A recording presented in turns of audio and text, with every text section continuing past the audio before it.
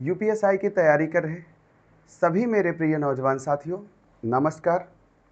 मैं मनोज यादव आपका अपने YouTube channel triple R Gurukul with career point में आपका हार्दिक स्वागत करता हूं। आज मैं आपके समक्ष यूपीएसआई में सामान्य हिंदी के पूछे गए 40 प्रश्नों के संग्रह का छठवां सेट लेकर उपस्थित हुआ हूं। आइए इन 40 प्रश्नों का विश्लेषण करते हैं। जैसा कि स्क्रीन पर दिख रहा है, पहला क्वेश्चन दिया है, दिए गए विकल्पों में से कौन सा शब्द स्त्रीलिंग है।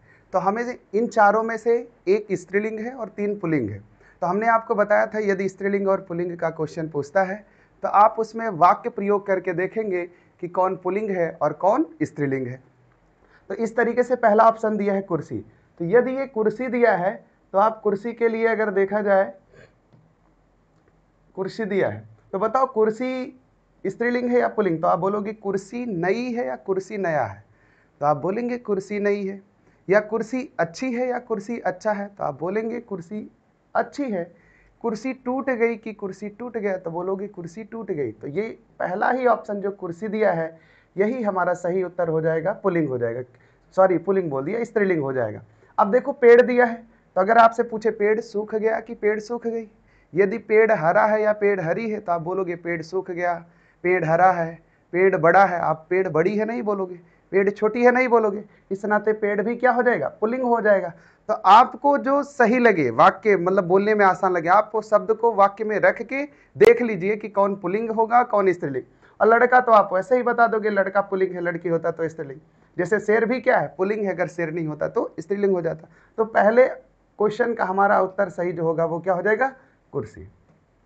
अगला दिया राम साधु तुम साधु, सुजाना राम मातु, भली मैं पहचाना में कौन सा अलंकार होगा।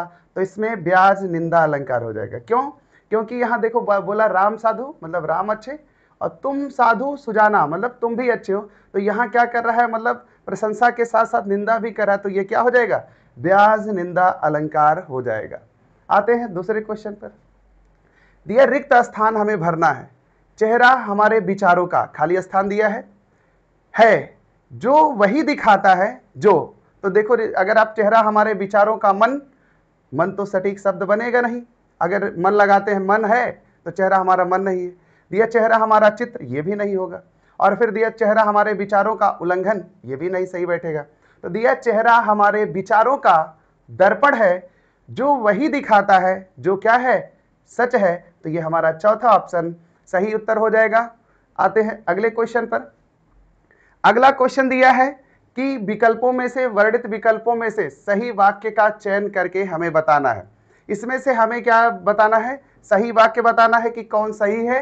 तो दिया है शरीर को स्वस्थ रखने का एक ही साधन खेल है। तो एक साधन खेल दे दिया, यहां गलती कर दिया खेल कूद की शिक्षा के अनिवार्य अंग मान महत्व दिया जाता है, यह भी गलत वाक्य दिया समाज में खिलाड़ियों को आदर प्रदान किया जाता है। तो ये वाक्य हमारा सही लग रहा है, समाज में खिलाड़ियों को आदर प्रदान किया जाता है, इसमें कोई गलती नहीं दिया। तो ये हमारा तीसरा वाक्य क्या हो जाएगा, सही हो जाएगा। अगला दिया बच्चा गया। अभी जैसे मैंने बोला बच्चा गया में कौन सा काल है। तो पहला दिया पूर्ण भूतकाल। तो पूर्ण भूतकाल में अगर यही बोला होता बच्चा गया था तब पूर्ण भूत हो जाता, लेकिन यहाँ ये पूर्ण भूत नहीं होगा। पहला दिया सामान्य वर्तमान काल, तो ये वर्तमान काल भी नहीं है। ये दिया सामान्य भूतकाल, तो यही सामान्य भूतकाल ही हमारा सही उत्तर हो जाएगा। बोला कि बच्चा गया तो क्या हो जाएगा, सामान्य भूतकाल हो जाएगा। आते हैं अगले क्वेश्चन पर। दिया नदी का पर्यायवाची शब्द इनमें से कौन सा नहीं। तो तटनी भी नदी का पर्यायवाची है और सरिता भी नदी का पर्यायवाची है। और अगर हमने पूछा नद्य भी जो होता है ये भी नदी का पर्यायवाची है, लेकिन यहाँ इस उषा लिखना चाहिए था, लेकिन ये वैसे लिख दिया है, यहाँ क्या लिखना चाहिए था, उषा। तो ये जो उषा है ये जो सुबह का पर्यायवाची होता है, जैसे उषा काल या ब्रह्म मुहूर्त बोला जाता है। तो यही चौथा ऑप्शन ही इसमें हमारा सही उत्तर होगा, ये नदी का पर्यायवाची नहीं है। आते हैं अगले क्वेश्चन पर। दिया उच्च श्रृंखल के 3 समानार्थी शब्द दिए गए हैं, एक शब्द समानार्थी नहीं है, उस शब्द का चयन करो। तो ये जो भुक्खड़ शब्द दिया, तो ये भुक्खड़ जो होता है उच्च श्रृंखल का पर्यायवाची नहीं है। जैसे उदंड हो गया, निरंकुश हो गया, अखड्ड हो गया, धूर्त हो गया, मक्कार हो गया, ये सब उच्च श्रृंखल का पर्याय हो जाएगा, लेकिन भुक्खड़ इसका पर्याय नहीं है उच्च श्रृंखल का, तो इसमें हमारा पहला ही ऑप्शन सही उत्तर हो जाएगा। आते हैं अगले क्वेश्चन पर। दिया पाप की पराकाष्ठा होना, इस मुहावरे का अर्थ क्या होगा? तो दिया पाप का उदय होना, तो पाप का पराकाष्ठा होना ये नहीं होगा, ये पहला ऑप्शन गलत है। दूसरा दिया पाप मोल लेना, ये भी नहीं होगा। दिया पाप कमाना, ये भी नहीं होगा। दिया पाप का घड़ा भर जाना, तो पाप की पराकाष्ठा होना, तो पाप का घड़ा भर जाना, तो ये हमारा चौथा ऑप्शन सही उत्तर हो जाएगा। आते हैं अगले क्वेश्चन पर। दिया सही कहावत पहचानिए, तो सही कहावत का है नाच न जाने आंगन टेढ़ा, तो यही बोलते हैं कि नाच न जाने आंगन टेढ़ा, यही पहला ही वाला सही हो जाएगा। यहां दिया है नाच न जाने वादन टेढ़ा, ये गलत है। काम न जाने आंगन टेढ़ा, ये भी गलत है। और नाम न जाने आंगन टेढ़ा, ये भी गलत है। तो यही वाला पहला ही सही हो जाएगा, नाच न जाने आंगन टेढ़ा। जैसे किसी व्यक्ति के अंदर कोई गुण ना हो और वो किसी वस्तु या व्यक्ति पर आरोप लगाए, तो उसके लिए हम बोल सकते हैं नाच न जाने आंगन टेढ़ा। आते हैं अगले क्वेश्चन पर। अगला क्वेश्चन दिया है लड़कों में लड़का बूढ़ों में बूढ़ा, इस मुहावरे का अर्थ क्या होगा? जैसे लड़कों में लड़का है और बूढ़ों में बूढ़ा है, इस वाक्य में जो ये वाक्य प्रयोग हुआ है इसका अर्थ क्या हुआ? दिया कुशल खिलाड़ी होना, तो ऐसा तो कुछ है नहीं कुशल खिलाड़ी होना। बहुरूपिया होना, ये भी नहीं सही होगा। सभी के साथ खेलना, ये भी नहीं होगा। सर्वप्रिय होना अगर है तो यही हमारा चौथा ऑप्शन सही उत्तर हो जाएगा। तो अगर किसी के लिए हमने बोला लड़कों में लड़का बूढ़ों में बूढ़ा, तो उसका मतलब हो जाएगा सर्वप्रिय होना, तो चौथा ऑप्शन हमारा सही उत्तर हो जाएगा। आते हैं अगले क्वेश्चन पर। दिए गए विकल्पों में से अनुकूल का विरुद्धार्थी, मतलब अनुकूल का हमें विलोम बताना है, तो अनुकूल का विलोम क्या होता है? प्रतिकूल होता है। क्या होता है? प्रतिकूल। अन्याय का विलोम अगर पूछे तो यही न्याय हो जाएगा। नियमित का अनियमित हो जाएगा, और नकली का विलोम क्या हो जाएगा? असली हो जाता है। आते हैं अगले क्वेश्चन पर। दिए गए विकल्पों में से सही का चयन कर रिक्त स्थान हमें भरना है। चित्र वर्णन एक ऐसी कला है जिसमें मन के भाव, यहां रिक्त स्थान यहां दिया है, भाव होते हैं। भयभीत होते हैं तो भयभीत नहीं होते हैं। समक्ष होते हैं, ये भी नहीं होगा। तो दिया विस्तृत, भाव विस्तृत होते हैं, ये भी नहीं होगा। तो चित्र वर्णन एक ऐसी कला है जिसमें मन के भाव प्रकट होते हैं, तो इस जगह पे चौथा ऑप्शन हमारा भरा जाएगा भाव, तो हमारा चौथा ऑप्शन सही उत्तर हो जाएगा। आते हैं अगले क्वेश्चन पर। लिखा है रहीमन पानी राखिए बिन पानी सब सून, पानी गए न उबरे मोती मानुष चून, में कौन सा अलंकार है? तो यहां जैसे देख रहे हैं ये पानी का अर्थ दिया पानी गए न उबरे, एक लिखा मोती मानुष और चून। तो जब हम यही पानी का अर्थ मोती से निकालते हैं तो मोती क्या बताता है? चमक बताता है। और यही पानी का अर्थ जब हम मनुष्य से निकालते हैं तो इज्जत प्रतिष्ठा सम्मान बताता है। और यही पानी का अर्थ हम जब चूने से निकालते हैं तो ये जल बताता है। तो जहां एक शब्द अपने साथ कई अर्थ लेके आता है उसे हम क्या कहते हैं? श्लेष अलंकार कहते हैं। जैसे रहीमदास जी कहते हैं कि चमक इज्जत जल अपने हाथों में है, इसको बचाए रखिए। चमक इज्जत और जल के बिना सब सुना है। जिस तरीके से यदि मोती का पानी चला गया मतलब चमक चला गया तो वो बेकार हो जाता है, इसी तरीके से यदि मनुष्य की इज्जत प्रतिष्ठा सम्मान चली जाए तो वो मनुष्य किसी काम का नहीं। और वही पानी का अर्थ जब हम चूने से निकालेंगे तो जल बताता है, अगर हम चूने से जल को निकाल लें तो वो चूना भी किसी काम का नहीं होता है। तो जहां एक शब्द के कई अर्थ होते हैं वो कौन सा अलंकार होता है मेरे प्यारे बच्चों? कौन सा अलंकार होता है? श्लेष अलंकार होता है। उत्प्रेक्षा में क्या होता है? मनु मानो जनु जानो मनहु जनहु होता है। तो क्या होता है? उत्प्रेक्षा अलंकार होता है। जैसे हमने कह दिया फूले कास सकल महिछाई जनु वर्षा ऋत प्रकट हुआ, जनु आया ना तो जनु जानो मनु मानो जनहु मनहु जहां भी दिखता है वो उत्प्रेक्षा अलंकार का एग्जाम्पल हो जाता है। यमक में हमने बताया था एक शब्द दो बार दिखेगा और अर्थ दोनों बार क्या, सॉरी हाँ सही है, यमक में एक शब्द दो बार दिखेगा और दोनों बार अर्थ क्या होगा? अलग अलग हो जाएगा। और रूपक में बताया था उपमेय का उपमान में आभेद आरोप किया जाता है। अगले क्वेश्चन पर आते हैं। मेज का सामान्य बहुवचन क्या होगा? जैसे मेज है ये एक वचन है और मेज का हमसे बहुवचन पूछ रहा है तो मेज का क्या हो जाएगा? मेजें हो जाएगा। तो पहला ही ऑप्शन हमारा सही उत्तर हो जाएगा। अगले क्वेश्चन पर चलते हैं। निम्न वाक्यों में किस भाग में त्रुटि है? तो यहां हमें बताना है किस भाग में त्रुटि है। दिया मृत्यु के मुख में जा रहा व्यक्ति सदैव सच को बोलता है। तो यहां अगर देखा जाए तो यही जो सदैव सच बोलता है, सच को जो दे दिया है यही गलत दे दिया। तो जिस वाक्य में यहाँ ये वाला दिया होगा, तो मृत्यु के मुख में जा रहा व्यक्ति सदैव सच को बोलता है, तो यहाँ यही देखो जो चौथा वाला ऑप्शन दिया है, सच बोलता है, ये को ना दिया, तो यही चौथा वाला ऑप्शन क्या किया है, त्रुटिपूर्ण है। अगला क्वेश्चन है, दिए गए विकल्पों में से सही का चयन कर रिक्त स्थान को भरो। तो हमें एक वाक्य दिया है, उसमें से रिक्त स्थान की पूर्ति करना है। तो पहले हम वाक्य को पढ़ते हैं और देखेंगे कौन सा शब्द इसमें सटीकता तरीके से मतलब रखा जाएगा। दिया, जब कोई मर्यादा को, खाली जगह दिया है, जाता है तो अपनी, खाली जगह दिया, खो बैठता है। तो अगला दिया है कि जब कोई मर्यादा को खो जाता है तो अपनी आदर्श खो बैठता है, तो ये सटीक नहीं बैठ रहा उतना। अगला दिया है, जब कोई मर्यादा को भूल जाता है तो अपनी आपा खो, ये भी नहीं सही बैठ रहा है। अगला दिया, जब कोई मर्यादा को नजरअंदाज जाता है, नजरअंदाज जाता है, ये भी सटीक नहीं बन रहा है।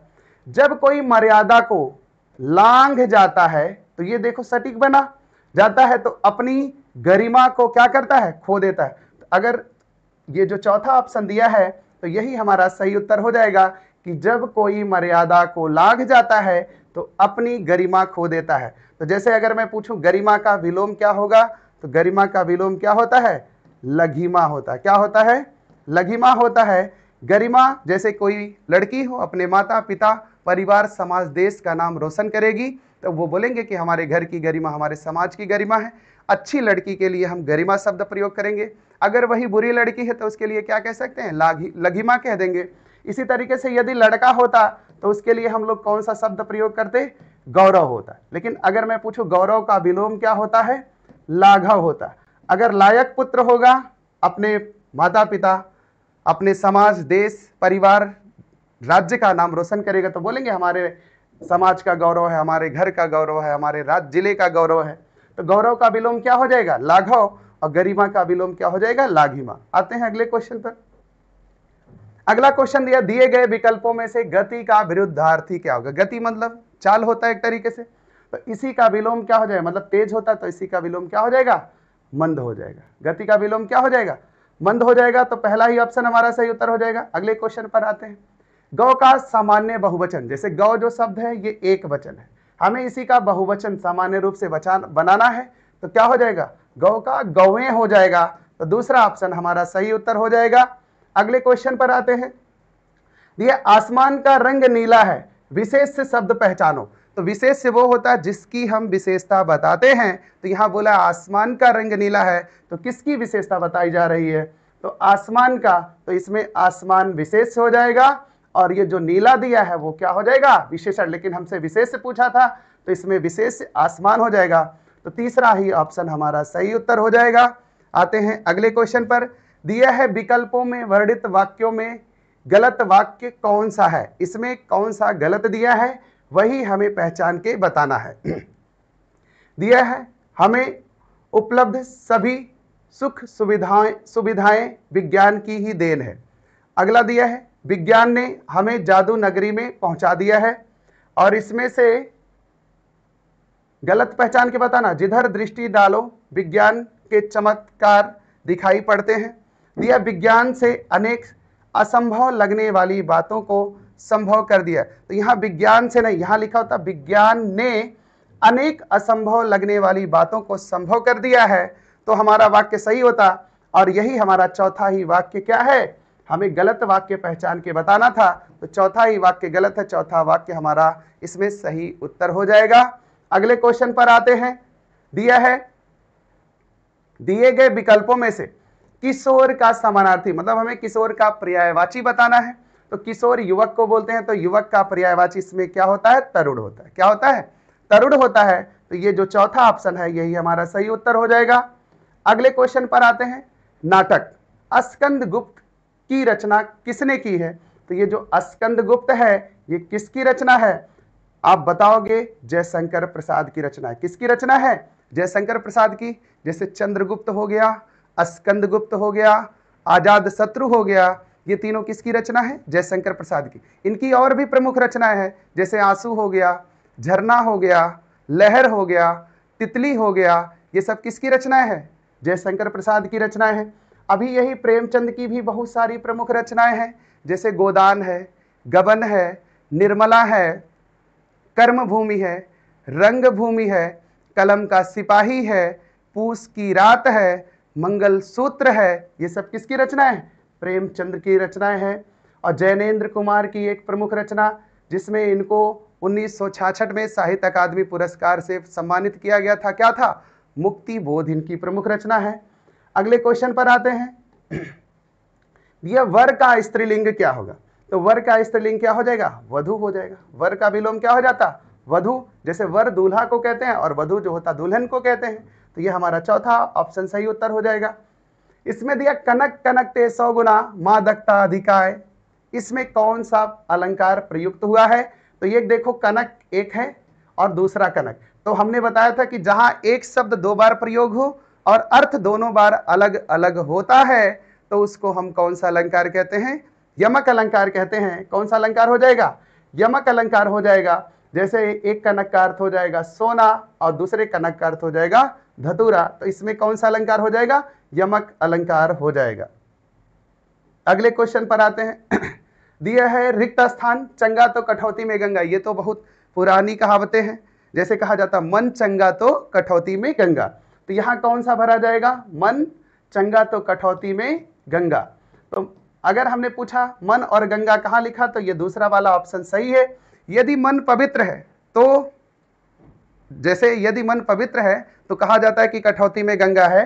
तो इस तरीके से अगर पूछे मन चंगा तो कठौती में गंगा में, इस वाक्य में कौन सा सटीक भराएगा? तो आप यही बोल दोगे, दूसरा ही वाला जो दिया है यही सटीक इसमें भर दिया जाएगा। अगला दिया है, सन 1974 में साहित्य अकादमी पुरस्कार प्राप्त शिवमंगल सिंह सुमन की एक रचना थी। मतलब शिवमंगल सिंह सुमन की एक रचना थी, और वो कौन थी? मिट्टी की बारात। वो कौन सी? ये मिट्टी की बारात जो रचना है वो नाटक है कि काव्य है कि उपन्यास है कि कथा है? तो ये मिट्टी की जो बारात है शिवमंगल सिंह सुमन की, जिसके लिए उनको 1974 में साहित्य अकादमी पुरस्कार से सम्मानित किया गया था, वो उनकी एक काव्य थी। क्या थी? काव्य रचना थी। क्या थी? काव्य रचना। अगले क्वेश्चन पर आते हैं। अगला दिया है, विचित्र के 3 समानार्थी शब्द दिए गए। इसका मतलब यह है कि जो विचित्र है इसके 3 पर्यायवाची दिए हैं। इसमें से एक विचित्र का पर्यायवाची नहीं है, और जो नहीं है वही हमें पहचान के बताना है। तो दिया अनूठा, तो अनूठा विचित्र का पर्यायवाची होता है। विलक्षण भी होता है, अद्भुत, विस्मय, ये भी होता है। लेकिन यही जो भिन्न दिया है तो यही चौथा नहीं होगा। तो हमारा चौथा ही ऑप्शन सही उत्तर हो जाएगा।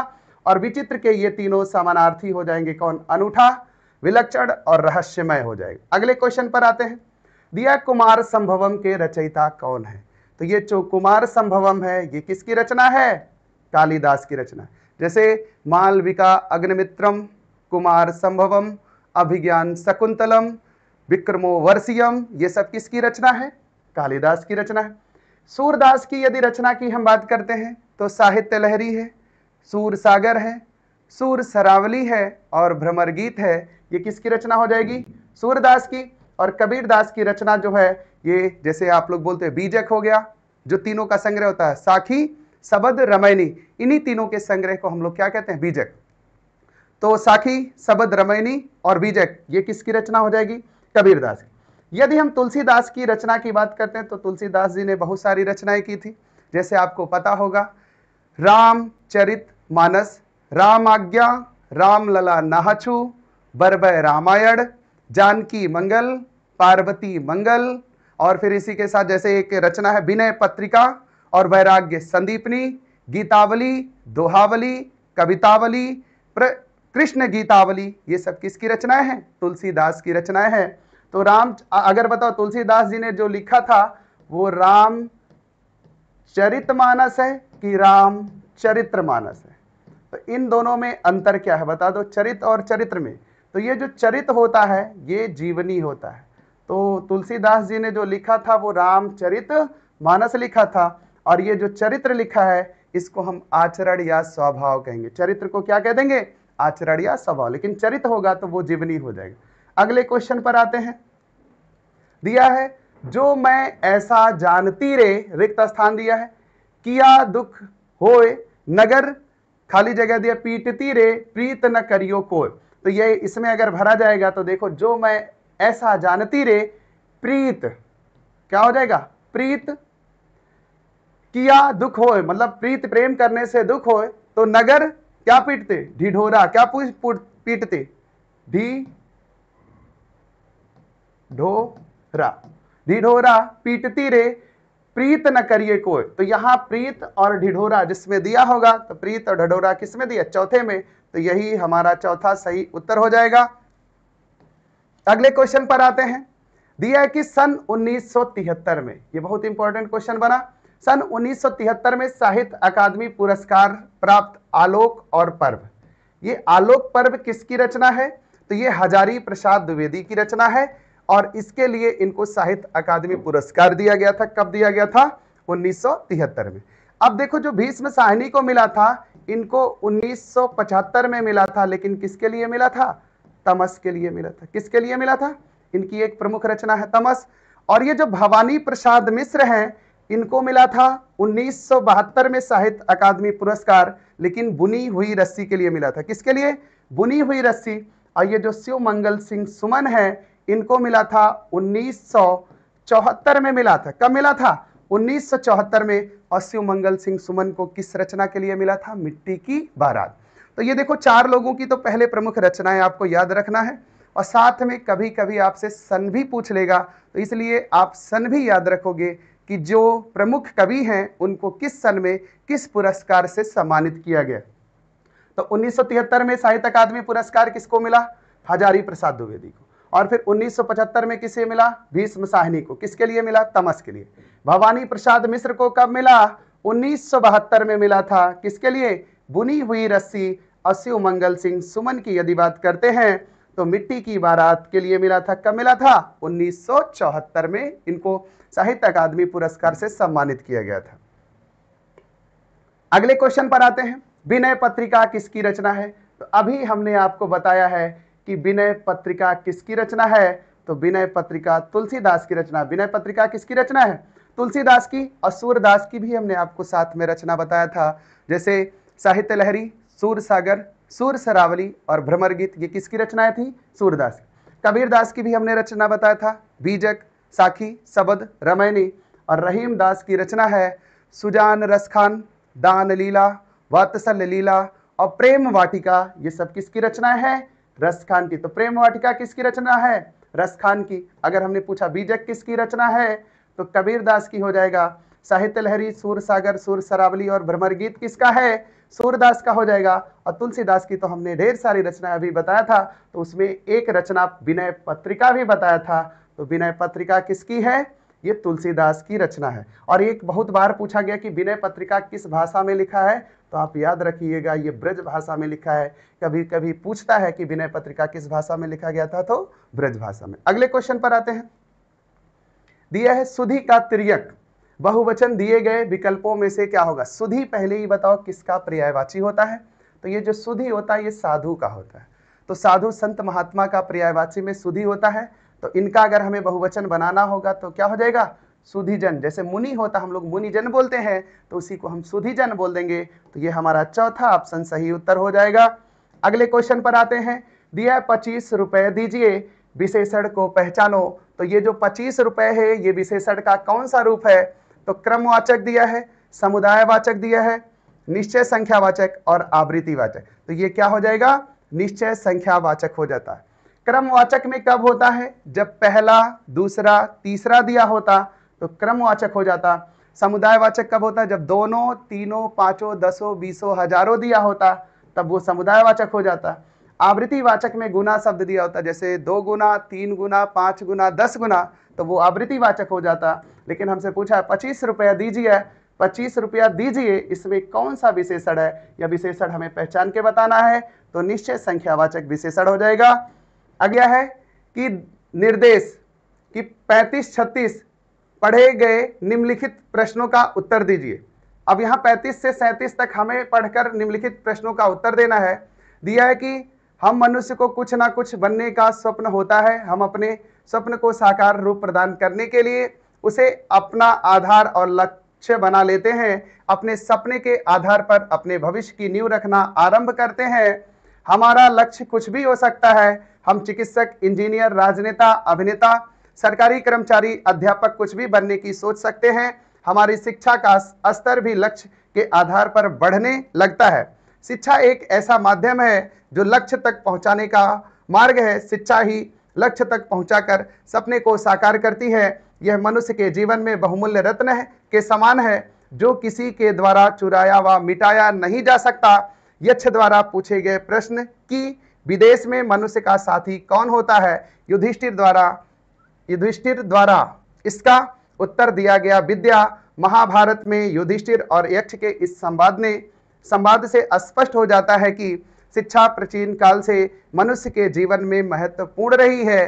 तो इसमें से हमें गद्यांश हमने पढ़ा, अब हमें इसका उत्तर देना। अपनी बात की प्रामाणिकता को सिद्ध करने के लिए लेखक क्या उदाहरण प्रस्तुत कर रहा है? तो महाभारत में यक्ष और युधिष्ठिर के संवाद की बात कर रहा है। पहला ही ऑप्शन दिया है, तो यही हमारा सही उत्तर हो जाएगा। अगले क्वेश्चन पर आते हैं। दिया विदेश में मनुष्य का साथी कौन होता है? तो अभी देखो आपने गद्यांश में पढ़ा है कि युधिष्ठिर द्वारा इसका उत्तर दिया गया। जैसे पूछा गया कि विदेश में मनुष्य का साथी होता है, तो युधिष्ठिर द्वारा इसका उत्तर दिया गया क्या होता है? विद्या। तो ये हमारा जो ऑप्शन दिया है चौथा, इसमें कौन सा? दूसरा वाला ऑप्शन, मनुष्य विदेश में मनुष्य का साथी कौन होता है? विद्या होगा। तो दूसरा वाला ऑप्शन हमारा सही उत्तर हो जाएगा। अगला क्वेश्चन दिया है कि प्रस्तुत गद्यांश का उपयुक्त शीर्षक क्या होगा? दिया कि स्वप्न का महत्व दिया है, शिक्षा का महत्व दिया है, लक्ष्य का महत्व, श्रम का महत्व, शिक्षा का महत्व। तो इसमें शिक्षा के महत्व का झलक हमें दिखाई दे रहा है, तो दूसरा वाला ऑप्शन हमारा सही उत्तर हो जाएगा। अगले क्वेश्चन पर आते हैं। दिए गए विकल्पों में से सही का चयन कर रिक्त स्थान को हमें भरना है। दिया माता पिता किशोरों को स्वयं के रिक्त स्थान दिया है से सिखाने में मदद करते हैं। तो अनुभवों से, ये हमारा जो पहला अगर रखते हैं कि माता पिता किशोरों को स्वयं के अनुभव से सिखाने में मदद करते, तो हमारा पहला ही ऑप्शन सही उत्तर हो जाएगा। अगले क्वेश्चन पर आते हैं। अगला क्वेश्चन दिया है निम्न वाक्य में किस भाग में त्रुटि है? जैसे ये 4 वाक्य दिया है, इसमें किस भाग में त्रुटि दिया? आधी रात से सोने के कीमत में उछाल आई। तो यहाँ जो सोने के दिया है, यही दिया होता सोने की कीमत में उछाल आई, तो ये वाक्य सही होता पूरा। लेकिन यहाँ जहां सोने की लिखा होगा वही हमें गलती देखना है। तो यहाँ कहाँ लिखा है? तो दूसरे वाले वाक्य में यही लिखा है सोने की कीमत में उछाल आई, लिखा होता सोने की कीमत में उछाल आई। तो ये हमारा दूसरा वाला ही ऑप्शन इसका सही उत्तर होगा। इसी में क्या किया है? त्रुटि किया है। अगले क्वेश्चन पर आते हैं। दिए गए विकल्पों में से सही का चयन कर रिक्त स्थान भरना है। दिया है कि अगर विद्यार्थी होंगे तो देश का भविष्य रिक्त स्थान देगा होगा। तो अगर विद्यार्थी आदर्शवादी होंगे तो देश का भविष्य क्या होगा? उज्जवल होगा। तो बताओ ये जो विद्यार्थी शब्द लिखा है, इसमें कौन सी संधि होगा? आप बता दो। दीर्घ संधि होगा, क्योंकि यहाँ क्या है? बड़ा। अगर आपको तोड़ना हो इस विद्यार्थी को तो क्या करोगे? विद्या और धन क्या कर दोगे? अर्थी। तो विद्यार्थी में कौन सा संधि है? दीर्घ स्वर संधि है। और यही उज्जवल में अगर हम आपसे पूछ ले कौन सी संधि है, तो उज्जवल में कहोगे व्यंजन संधि होगा। इसका विच्छेद क्या होगा? उत धन ज्वल हो जाएगा। उत धन का हो जाएगा? ज्वल हो जाए, सॉरी, उज्जवल का संधि विच्छेद क्या हो जाएगा? उत धन ज्वल हो जाएगा। और जब जोड़ेंगे ताजा में चला जाएगा। तो ये उज्जवल में व्यंजन संधि हो जाएगा और विद्यार्थी में दीर्घ स्वर संधि हो जाएगा। लेकिन यहाँ हमें रिक्त स्थान की पूर्ति करना था कि अगर विद्यार्थी आदर्शवादी होंगे तो देश का भविष्य उज्जवल होगा। इसमें कौन सा हमारा ऑप्शन सही उत्तर होगा? तो पहला ही ऑप्शन हमारा सही उत्तर होगा। आपको हमने जो यूपीएसआई में सामान्य हिंदी के 40 प्रश्न पूछे गए थे, इसका हमने विश्लेषण किया, आपको समझ में आया होगा। ऐसे वीडियो मैं आपके लिए बनाता रहूँगा। आपको मेरा वीडियो देखने के लिए धन्यवाद।